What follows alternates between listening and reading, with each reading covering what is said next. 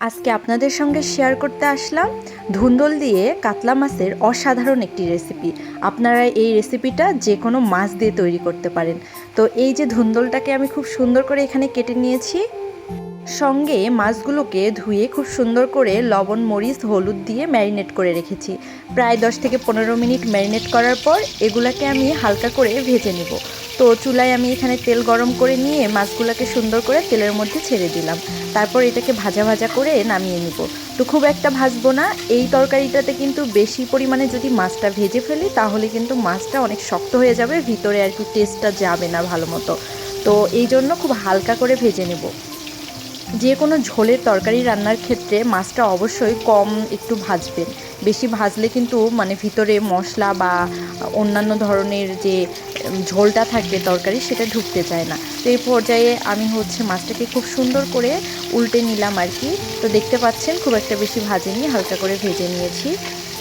এই মাছগুলো আমাদের পুকুরের বাসা থেকে, আব্বু পুকুর থেকে মাছ তুলেছিল, আমি বাসা থেকে নিয়ে এসেছি আর কি। আম্মু খুব সুন্দর করে কেটে ধুয়ে পরিষ্কার করে দিয়েছে। আমি আসলে মাছ কাটতে পারি না, তো এখন অবশ্য বাজারে খুব সুন্দর করে মাছ কেটেই দিয়ে দেয়। যাই হোক, আমার এইগুলো ভাজা হয়ে গিয়েছে।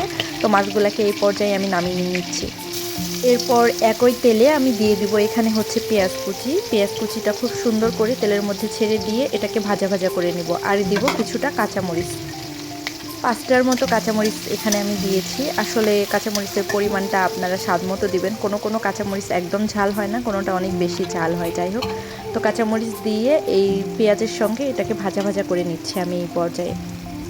তো এইদিকে আমার পেঁয়াজগুলো ভাজা হতে থাক, এরই মাঝে আপনাদেরকে একটা ছোট্ট ট্রিপস শেখাই। তো সেটা পেঁয়াজ ভাজার সময় আমরা অনেক সময় ভাজা শেষে যখন পানি দেই, পানিগুলো ছিটিয়ে চারপাশে পড়ে।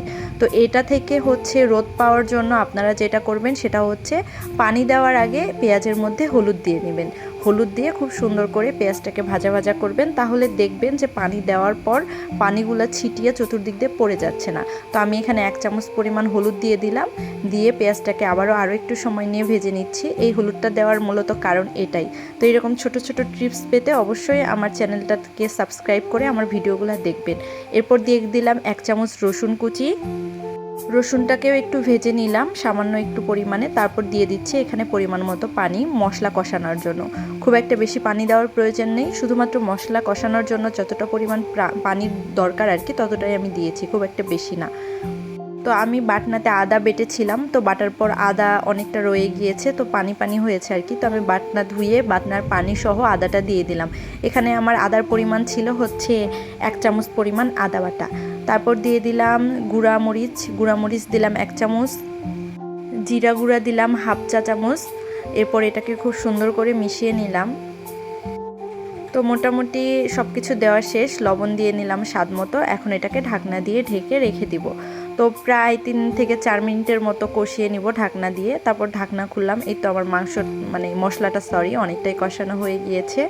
তো এখন এই পর্যায়ে আমি ভেজে রাখাছি মাছগুলো আর কি এই মশলার মধ্যে দিয়ে নিচ্ছি। মাছগুলো দিয়ে মশলার সঙ্গে এটাকে ভালোভাবে কষিয়ে নিব। প্রথমে এটাকে পানিতে দিব না, যে পরিমাণ মশলার মধ্যে তেল বা পানি আছে সেটা দিয়ে এই মাছটাকে কষিয়ে নিব। তো ঢাকনা দিয়ে ঢেকে রেখে দিলাম 2-3 মিনিটের জন্য। 2-3 মিনিট পর ঢাকনা খুলে এই তো দেখতেই পাচ্ছেন মাছটার অবস্থা। তো এই পর্যায়ে আর ভালোভাবে কষিয়ে নিচ্ছি। তেল কিন্তু উপরে ভেসে উঠেছে অনেক সুন্দর মতো, তার মানে মশলাটার সঙ্গে মাছটা খুব সুন্দর করে কষানো হয়ে গিয়েছে। যেহেতু মাছটা ভেজে দিয়েছি অনেকটাই কুক হয়েছে, এজন্য বেশি আর কি পানি দেওয়ার প্রয়োজন নেই। সামান্য একটু আমি পানি দিয়ে আবারও ঢাকনা দিয়ে ঢেকে রেখে দিব। এই পানিতেই কিন্তু মাছটা আমার একেবারে অলমোস্ট কুকড হয়ে যাবে আর কি।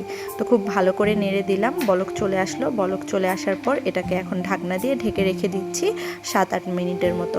7-8 মিনিট পর চলে আসলাম। এই তো আমার মাছ রান্না কমপ্লিট। দেখতে পাচ্ছেন কত সুন্দর কালার চলে এসেছে মাছ রান্নাটার।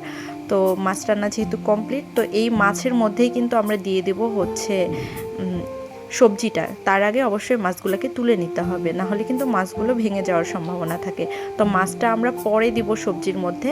প্রথমে এই মাছগুলো এখান থেকে তুলে নিব। তুলে নেওয়ার পর এখানে সবজিটা দিব। সবজি দিয়ে এটাকে কষিয়ে নিতে হবে।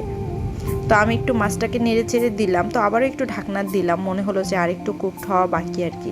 তো এরপরে যে ঢাকনা খুলে দেখলাম যে না এখন কুকড হয়ে গিয়েছে আর কি। পানিটাকে একটু টানায় নিলাম, হালকা হালকা পানি ছিল এই জন্য। একেবারে যখন এরকম তেল তেল ভেসে উঠবে, তেল ছাড়ার মতো অবস্থা হবে, সেই পর্যায়ে মনে করবেন যে আপনার রান্না কমপ্লিট। তারপর এখানে আমি মাছগুলোকে তুলে নিচ্ছি। এদিকে বাহিরে আকাশ একেবারে অন্ধকার হয়ে এসেছে, বৃষ্টি নামবে আর কি। মেঘ গুড়গুড় করতেছে, শব্দ হচ্ছে বাইরে অনেক, মেঘ গুড়গুড়ের শব্দ। আর আমি এইদিকে রান্না করতেছি। গুলো তুলে আমি আলাদা একটা বাটিতে রেখে দিলাম। আর এই মশলাটার মধ্যে এখন হচ্ছে আমি ধুন্দুল আর একটা আলু কুচি করে নিয়েছিলাম, সেটা দিয়ে দিলাম। তো দিয়ে এটাকে খুব সুন্দর করে নেড়ে চেড়ে নিচ্ছি, মাখো মাখো করে। ধুন্দুল রান্না করতে কিন্তু কোনো প্রকার পানি ব্যবহার করতে হয় না। যারা আপনারা নতুন রাঁধুনি আর কি, অবশ্যই পানি স্কিপ করবেন, এক ফোঁটা পানি দেওয়ারও প্রয়োজন নেই। তো এই পর্যায়ে আপনারা হচ্ছে চুলার আঁচটাকে একেবারে লো করে দিবেন। লো হিটে রান্না হবে আজকের এই রান্নাটা। এখন ঢাকনা দিয়ে ঢেকে রেখে দেব। তো ঢাকনা খোলার পর দেখতে পাবেন কতটা পরিমাণে পানি বের হয়েছে। আমি কিন্তু একটুও পানি দেইনি, ধুন্দল থেকেই বের হয়েছে এই পানিটা। আপনারা যদি হাই হিটে রান্না করেন সেক্ষেত্রে কিন্তু এরকম পানি বের হবে না, সেক্ষেত্রে পানি বের হওয়ার সঙ্গে সঙ্গে শুকিয়ে যাবে। এই জন্য অবশ্যই আপনাদেরকে লো হিটে রান্না করতে হবে। তো এই গরমে খুবই মজার একটা খাবার হচ্ছে এই ধুন্দল। অবশ্যই আপনারা গরমের খাবার হিসেবে ধুন্দলটাকে সবসময় রাখার চেষ্টা করবেন, কারণ ধুন্দলে আছে প্রচুর পরিমাণে পানি আর কি। যতটা না ফাইবার আছে তার থেকে বেশি পরিমাণে পানি আছে, যেটা আমাদের শরীরের জন্য খুবই ভালো। তো এখন তো মাছগুলোকে আমি দিয়ে নিচ্ছি আর কি। প্রায় হচ্ছে 5 থেকে 10 মিনিটের মতো কুকড করে নিয়েছি এই সবজিটাকে। তারপর মাছটা দিয়ে আরও ভালোভাবে এটাকে কুকড করে নিব। তো এই মাছটা দিয়ে একটু নেড়ে চেড়ে দিলাম খুব সুন্দর করে। অনেক ঘন হয়েছে কিন্তু ঝোলটা, দেখতেই পাচ্ছেন। তো ঝোল বেশি একটা রাখবো না আর কি, একেবারে টানা টানা করবো। তো এখন ঢাকনা দিয়ে ঢেকে রেখে দিব। আমার রান্নার কিন্তু একেবারে শেষের পর্যায়ে চলে এসেছি আমি। এই যে ঢাকনা খুললাম, আমার রান্না দেখতে পাচ্ছেন কমপ্লিট। ধুন্দলগুলো খুব সুন্দর মতো সেদ্ধ হয়ে এসেছে, ঝোলও আছে অনেকটা, সঙ্গেই তো মাছগুলো কত সুন্দর লাগছে। তো এই খাবারটা কিন্তু আমার কাছে খুবই ফেভারিট একটা খাবার। আমার আম্মু হচ্ছে বাসায়, গ্রামের বাসায় আর কি, হচ্ছে ধুন্দলের গাছ লাগায়। তো ওখানে গাছে যে ধুন্দলটা হয় ওটা আমার কাছে খেতে সব থেকে বেস্ট লাগে আর কি। তো রান্না শেষ, আমি চুলার জালটা বন্ধ করে দিয়েছি।